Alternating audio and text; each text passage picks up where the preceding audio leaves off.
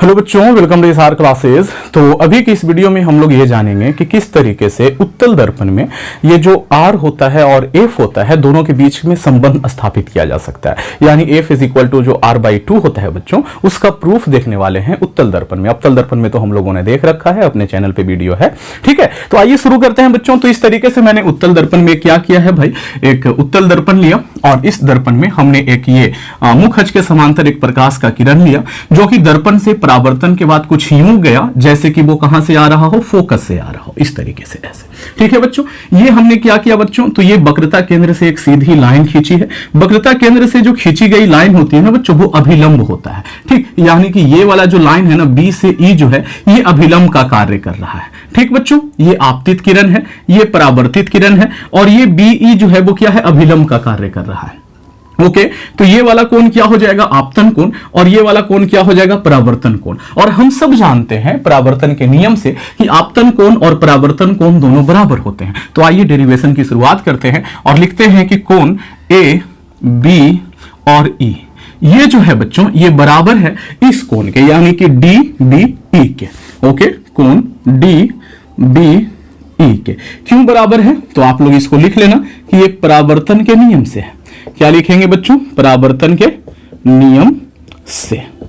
Okay, आगे क्या हो जाएगा बच्चों, देखो अब मैं आपको एक चीज दिखाने वाला हूं। एक लाइन जो है वो इस तरीके से गई है, एक दूसरी लाइन ने उसको इस तरीके से कट किया, तो ये दोनों कोण आपस में बराबर होते हैं, इसे हम सम्मुख कोण कहते हैं। तो अब जरा देखो आप लोग, डी से एफ ऐसा ही है ना, हमने कहा कि ये है हमारा डी एफ और ई से सी, तो ये रहा ई और सी, ठीक ना। दोनों ने एक दूसरे को ऐसे ही कट किया, इस डायग्राम में देखो। तो ये वाला जो कोण है बच्चों, वो इस कोण के क्या हो जाएगा, बराबर हो जाएगा। होगा या नहीं होगा, बिल्कुल होगा भाई, क्योंकि ये दोनों सम्मुख कोण है। यानी कि सी बी एफ ये वाला जो कोण है मेरे बच्चों, वो डी बी ई के बराबर होगा, क्योंकि ये सम्मुख कोण है। ओके, तो हम ये बात लिखेंगे कि कोण सी बी एफ जो है वो बराबर है कोण डी बी ई के।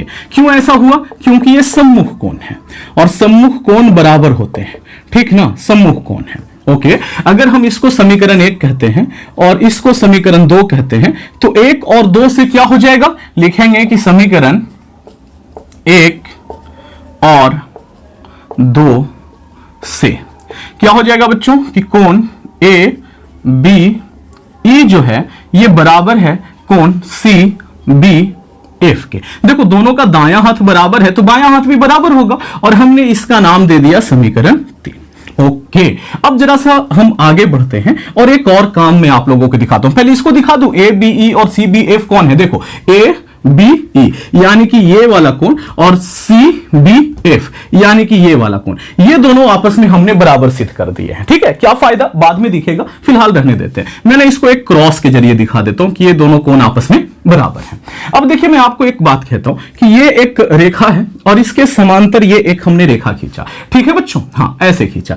अगर इसको एक तिर्यक रेखा इस तरीके से काटे तो ये वाला कोण और ये वाला कोण बराबर होता है। क्यों भाई, संगत कोण कहलाते हैं, इसलिए बराबर होता है। कोई दिक्कत किसी को नहीं ना। अगर मैं इसे ऐसे मिटा दूं तो क्या अभी ये और ये दोनों बराबर नहीं होगा, क्या बिल्कुल बराबर होगा, संगत कोण ही है। अब मैं आपको दिखाता हूं, देखो ए बी जो है ये रहा ए बी, ओके, और ये जो पी सी है ये रहा पी सी। ओके, ये दोनों दो रेखाएं हैं, यहां वाला, ठीक ना। ये पीसी थोड़ा दूर तक गया है, इधर आ रहा है ना, वही है ना बच्चों, हाँ यही रेखा है जो इधर गई है। तो हम ऐसे दिखा सकते हैं। उसको किसने कट किया है बच्चों, तो ई से ये जो सी गया है, ध्यान से देखो, ई से सी ने उसको इस तरीके से कट किया। तो मान लो कि ये ई है और ये सी है, ईसी ने क्या किया है, कट किया। तो बच्चों ये वाला कोण और ये वाला कोण दोनों बराबर होगा, मतलब ईसी के नीचे वाला ये वाला और ये वाला कोण आपस में बराबर होगा, क्योंकि ये संगत कोण है ना। तो आप इसको यहां पर लिखोगे कि चूंकि ए बी जो है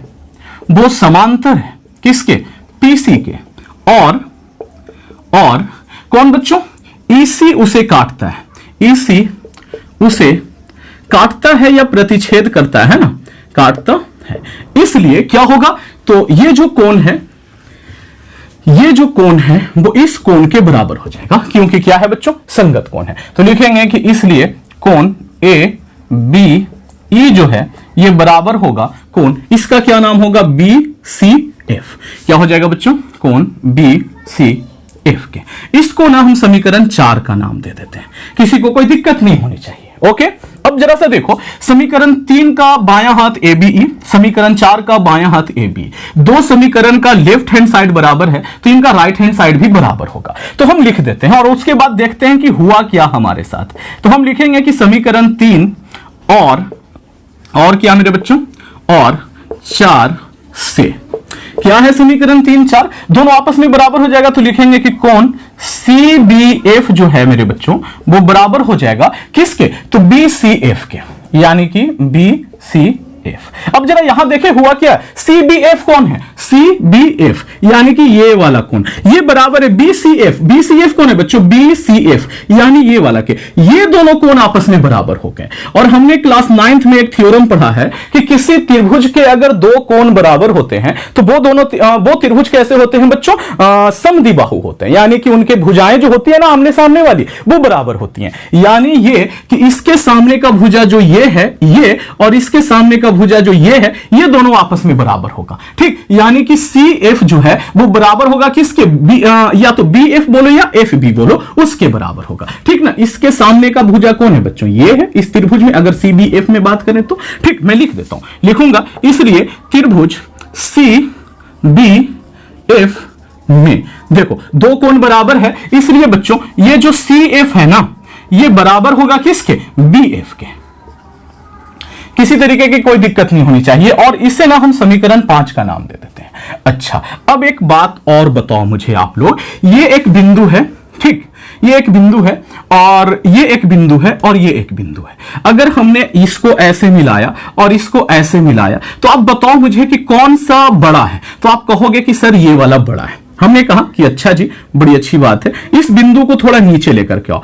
अब मैं इसको ऐसे मिला रहा हूं, अब बोलूंगा कि ये और ये, तो देखोगे आप कि ये वाला लाइन जो था ना वो पहले बड़ा था, अब थोड़ा सा छोटा हो गया। ऐसा क्यों हुआ, क्योंकि हमने इस बिंदु को इस बिंदु के करीब किया। इसको थोड़ा और करीब करोगे ना बच्चों तो ये वाला जो लाइन है, ये वाला जो लाइन है वो इस वाले लाइन के लगभग बराबर हो जाएगा। ठीक, यानी कि अगर दो बिंदु पास पास रहे तो उन दोनों बिंदुओं पर अगर एक तीसरी बिंदु से रेखा खींची जाए ना तो वो दोनों रेखाएं लगभग बराबर होती हैं। ओके, अब ये वाला बात हम यहां पर लिखेंगे कि ये जो हमारा बिंदु P है और हमारा बिंदु B है ये बहुत दूर नहीं है, बहुत पास में है। ये तो एकदम यहां पर, मान लो कि यहां पर भी है ना, तो फिर यहां क्यों लिखा सर, तो आपको डायग्राम सही सही दिखे इसलिए ऐसा किया है बच्चों। तो बिंदु B जो है वो P के बहुत निकट है, यानी कि F से B जो है वो F से P के लगभग बराबर है ना। देखो ये जो B है अगर यहां पर रहेगा तो FB ये रहेगा और FP ये रहेगा, दोनों लगभग बराबर रहेगा कि नहीं रहेगा। तो लिखेंगे कि चूंकि बिंदु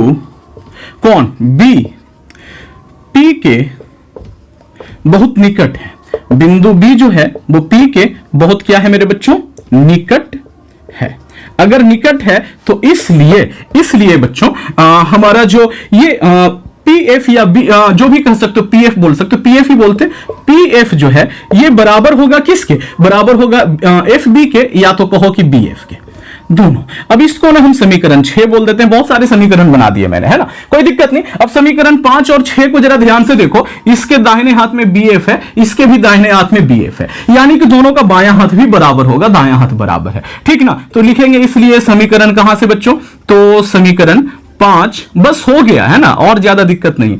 और 6 से हमें जो करना था हमने कर दिया, इन दोनों को बराबर कर दिया। किसको, हमने कहा कि हमारा जो PF है वो CF के बराबर है, मतलब जहां पर PF दिखेगा वहां पर हम CF लिख सकते हैं। देखो यहां से PF लिया, यहां से CF लिया, तो हमारा PF और CF दोनों क्या हो गया, बराबर हो गया। हमने इसे समीकरण 7 का नाम दिया और बस हमारा काम यहीं पे खत्म होता है। अब बस एक काम करना है और वो हो गया। हमें करना क्या है बच्चों, तो हमें वक्रता त्रिज्या देखना है। तो वक्रता त्रिज्या कौन है, P से C है। हमने लिखा, इस तरीके से लिखेंगे कि 9, वक्रता त्रिज्या PC को हम ऐसे लिख सकते हैं क्या कि CF और प्लस में P से F, इन दोनों को जोड़ेंगे तो हमें पूरा P से C नहीं मिल जाएगा क्या, बिल्कुल मिल जाएगा। अच्छा, एक और बात है, हमारा जो CF है ना वो PF के बराबर है। देखो CF जो है वो PF के बराबर है, तो क्या हम CF के स्थान पर PF लिख दें, बुरा तो नहीं मानोगे, नहीं मानोगे है ना, पता है मुझे। तो ये हो जाएगा PF और ये क्या है मेरे बच्चों, ये है हमारा PC। ओके, अब देखो ये जो PC है इसको एक लाइन और रहने देते हैं, ये रहा PC, PF और PF इसको क्या बोलेंगे, 2pf बोलेंगे, है ना। ये pc क्या है बच्चों, वक्रता त्रिज्या है जिसे हम r द्वारा निरूपित करते हैं, और ये क्या हो जाएगा बच्चों, ये 2 है, ओके। और ये pf क्या है, तो pf जो है वो फोकस दूरी है जिसे हम छोटा वाला f द्वारा निरूपित करते हैं, यानी r is equal to 2f हमारा प्रूफ हो गया है बच्चों। आप यहीं पे छोड़ सकते हो, या तो एक लाइन और आगे लिखोगे कि f इज इक्वल टू ये वाला 2 जब इधर जाएगा तो r बटे 2 हो जाएगा। चाहो तो आप यहां तक पहुंचा दो, ठीक ना, हेंस प्रूव्ड। बस यही काम करना है और कुछ नहीं करना। मुझे नहीं लगता कि आप लोगों को बहुत ज्यादा दिक्कत होने वाली है, तो आप लोग इसका एक स्क्रीनशॉट ले सकते हैं बच्चों। अगर अच्छा लगा है तो वीडियो को लाइक कर लीजिए, चैनल पे पहली बार आए हैं चैनल को सब्सक्राइब कर लेना बच्चों, ठीक है, और वीडियो को शेयर जरूर करना। इसी तरीके का और वीडियो चाहिए तो कंप्लीट सिलेबस क्लास 10th का मैंने पढ़ा रखा है, आप उसे वहां से जाकर के देख सकते हैं। Thank you, thanks for watching. मेरे रहे SR क्लास के साथ।